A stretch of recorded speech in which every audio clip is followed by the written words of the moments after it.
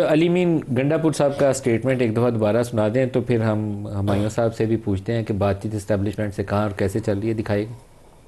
4 अक्टूबर के बाद पहली दफा एंगेजमेंट एक शुरू हुई मेरे हवाले से। ये सजेशन थी बैठ के बात करें, तो बैठ के बात करने के लिए हमें एक खुला माहौल चाहिए। तो इमरान खान के साथ ही बैठ के मामला हल होने हैं। तो ये मेरी सजेशन थी और मैंने कहा कि सर खान साहब को हम ऐसी जगह पे लेकर जब बातचीत शुरू हुई तो आपस में बैठ के हम कोई बात मामला खान साहब के सामने बैठ के तय कर ले तो ये बेहतर होगा। बनी गाला भी था, रचा गली का हाउस भी हो सकता है, उसमें निगम हाउस है, ये भी हो सकता है। इमरान खान को इधर मूव कर दिया जाए और यहाँ बातचीत बैक चैनल चलता रहे जी, आगे क्यों नहीं चलिए? तो अच्छी प्रपोजल। खान साहब कहते हैं कि मैं वहां पे अगर जाऊं पहले मेरे सारे वर्करों को रिहा किया जाए। खान साहब ने इसको इनकार किया कि नहीं, बात करनी है तो यहीं कर ले, मैं वहां जाके बात नहीं करूंगा। वो सिलसिला दोबारा आगे चल सकता या इट्स ओवर ना? मैं समझता हूं कि 80% एक दफा और 99% दोबारा ये चीज मैं यहां तक पहुंच गया था। फिर प्रोसेस कंप्लीट क्यों नहीं हुआ? अभी वो प्रोसेस है। अब चीजें मैं ब्लैक एंड व्हाइट में ले आया हूं। अब मुझे इनकार का मतलब ये है कि उस जबान से पीछे हटेंगे जो हमारी चल रही थी।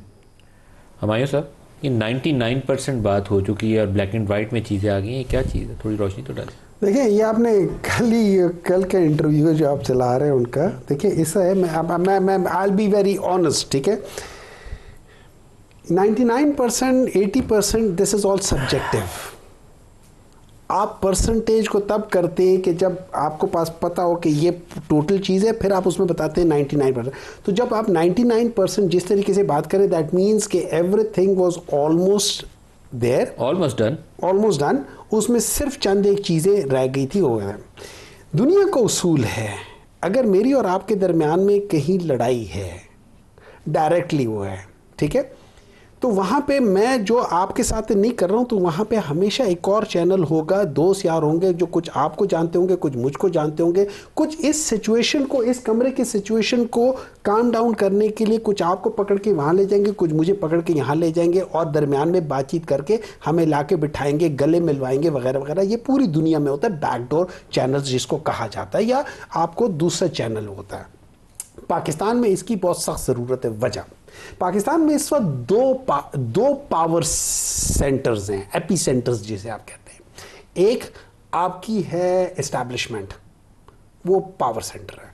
दूसरा power centre is Imran Khan. These are the two power centres, बाकी दे आर इररेलेवेंट।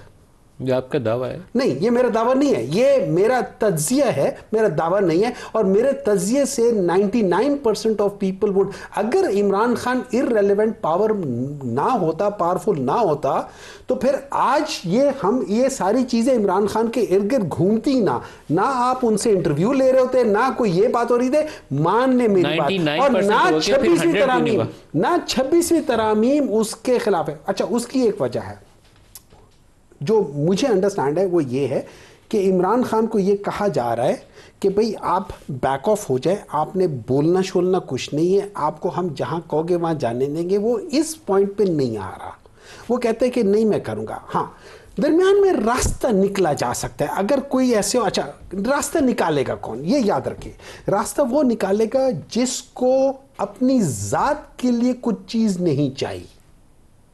जिन लोगों को इस सिस्टम से कुछ लेना है, मतलब मैं आपके लिए काम करता हूं और उसमें किक बैक लेना चाहता हूं, या मैं उनके लिए काम करना चाहता हूं और उसके लिए कुछ हिस्सा लेना चाहता हूं, I am not the right man.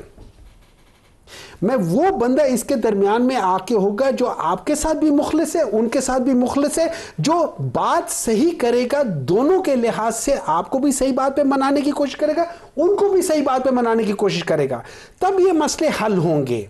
वरना दरमियान में अगर फर्ज करें मुझे एक पोजीशन चाहिए, पॉलिटिकल पोजीशन चाहिए, तो मैं या तो मैं एस्टैब्लिशमेंट को प्लीज करने के चक्रों में पड़ा रहूंगा, या मैं इमरान खान को प्लीज करने के चक्रों में पड़ा रहूंगा। अच्छा, जनरल जाहिद साहब हमारे साथ हैं, मारूफ आपको जनरल साहब खुशामदीद कहता हूँ प्रोग्राम में। अली मीन गंडापुर साहब कहते हैं कि एक दफ़ा 80% और एक दफ़ा 99% मामला तय हो गए थे, ब्लैक एंड वाइट में आप सारा कुछ, पीछे हटना भी मुमकिन नहीं है, तो बातचीत आगे चलेगी, कॉन्टेक्स्ट कंफर्म कर रहे हैं कि हैं और जारी भी रहेंगे। तो आप लगता है कि कोई रास्ता निकाला जा सकता है? जी नदीम साहब, देखें, अली अमीन साहब इज अ रिस्पॉन्सिबल पर्सन, वो चीफ मिनिस्टर हैं पीटीआई के खैबर पख्तूनख्वा में। तो आई थिंक वो जो बात कर रहे होंगे शायद उसमें कोई सदाकत हो, but to be very honest मेरे ख्याल में अभी तो सबको समझ जाना चाहिए कि जहां का वो इशारे कर रहे हैं या वो बातचीत करना चाह रहे हैं एस्टेब्लिशमेंट से, या रिजल्ट वहां पे या इमरान खान के लिए तो मुझे तो प्रेजेंटली इस सिचुएशन में ऑलरेडी उनको पेशावर की मीटिंग में एक जो ऑफिशियल मीटिंग हुई उनकी, उनमें जवाब उनको मिल गया था कि जी आप जो पॉलिटिकल सेटअप है, जो पॉलिटिकल गवर्नमेंट है इस वक्त जो आफ्टर डे, उनसे बात करें और वो अपने आप को एस्टेब्लिशमेंट जो झेली इदारा कल कर रहे थी। तो आज अगर बातचीत फर्ज करें हो भी रही है, सोल्यूशन भी निकल भी आता है, तो आपको पता है पाकिस्तान की पॉलिटिक्स इज अनसर्टन। यही लोग जो आज पावर गवर्नमेंट में वो यही काम अगेन एस्टेब्लिशमेंट के खिलाफ शुरू कर देंगे। तो आई डोंट थिंक सो कि मौजूदा लीडरशिप जो है वो इसको इतना एंटरटेन करेगी। और ये खत मौसूल ना होना या ये कहना कि जी इसकी कुछ सिग्निफिकेंस उनके लिए इसलिए नहीं है कर दिया है कि ये आपको बातचीत मौजूदा हुकूमत के साथ। आपकी आवाज़ जनरल साहब कट रही है। आपका बहुत शुक्रिया, आप हमारे साथ शामिल। इमरान खान का ख़त बैरिस्टर गौहर ने पढ़ा या नहीं, सुनिए उन्हीं की ज़ुबानी। खान साहब ने कहा कि मैंने एक लेटर लिखा है, चीफ ऑफ आर्मी स्टाफ को लेटर लिखा है। मैंने पर्सनली उस लेटर को अभी तक देखा नहीं है, पढ़ा नहीं है, क्योंकि मैं 2 डेटों पे नहीं जा चुका था। और खान साहब ने उनके मंदरजात खुद जाके पढ़ के सुनाए लोगों को और कहा है कि फौज की बड़ी कुर्बानियाँ हैं और खलीज नहीं होना चाहिए। लेकिन मैं समझता हूँ खलीज बढ़ता जा रहा है और इसकी कुछ वजूहत है और इन वजूहत को एड्रेस करना बड़ा लाजिम है। तो मैं अपनी तरफ से एक साबिक वज़ीर आज़म की हैसियत से, तो खान साहब ने अपने दिल का इजहार वहाँ खुल करके किया है। खत लिखेंगे गर्चे मतलब कुछ ना हो, हम तो आशिक हैं तुम्हारे नाम। ये है एक अच्छी खासी इश्क का एक मुजाहरा है, हम तो आशिक हैं तुम्हारे नाम। बस आप बताइए, इरफान साहब का शेरी तजज़िया आपको पसंद आया? बात यह है कि वो सियासी गुफ्तगू है, इसके 2 एस्पेक्ट्स हैं। एक, अगर इसकी तस्वीर आप ये लें कि इमरान खान ने बीइंग प्राइम मिनिस्टर सिचुएशन को अंडरस्टैंड करते हुए अपनी ज़ात को माइनस करते हुए in the interest of country बात की, तो मैं तो उसको पॉजिटिव लूँगा। दूसरी ये हो सकती है कि शायद उन्होंने ये अंडरस्टैंड कर लिया सिचुएशन, ये उसका दूसरा एस्पेक्ट हो सकता है कि जिस वक्त चूँकि रास्ते सारे बंद हो गए तो मुमकिन है यहाँ से कोई रास्ता निकला है। एक एस्पेक्ट इसका ये हो सकता है। लेकिन ये चूँकि एक सियासी गुफ्तगू है, पॉलिटिकल पार्टीज होती नदीम भाई वो है जो रास्ता निकालें। आज इस सिचुएशन में उन्होंने दोबारा जैसे पीटीआई निकाल दिए, मुल्क इन चीज़ों का मुतहम्मिल नहीं हो सकता। ये गवर्नमेंट को भी बहुत सीरियस लेना है। देखें, अपोजिशन के पास तो देने के लिए कुछ नहीं, गवर्नमेंट गिविंग एंड पे है ना, तो इनको बैठना चाहिए। मुल्क अगर चल रहा है, इसको स्मूथ करना है, तो ज़्यादातर जिम्मेदारी उन लोगों की जो इक़्तिदार में बैठे हुए हैं। अपोजिशन में बैठे हुए लोग तो चीख चिल्ला सकते हैं, वो कहते हैं हमारे साथ जुल्म हो गया, हमारा ये राइट यूजर्प हो गया, ये हो गया, ये तो उनका मतलब वो करेंगे। और आप अगर वो है खत लिखने का क्या मकसद हो सकता है सर? आप हमायूं साहब, खत लिखने का पार्टी ने कुछ सोचा होगा ना कि लिख के ये चीज़ें। देखिए, ये पार्टी की सोच नहीं है, ये इमरान खान की सोच है।